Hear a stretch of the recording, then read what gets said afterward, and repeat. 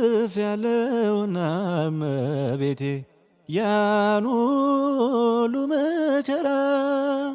ከኔ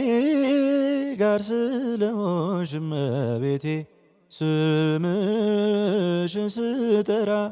ስምሽን ስጠራ በዚያ በጭንቅ ቀን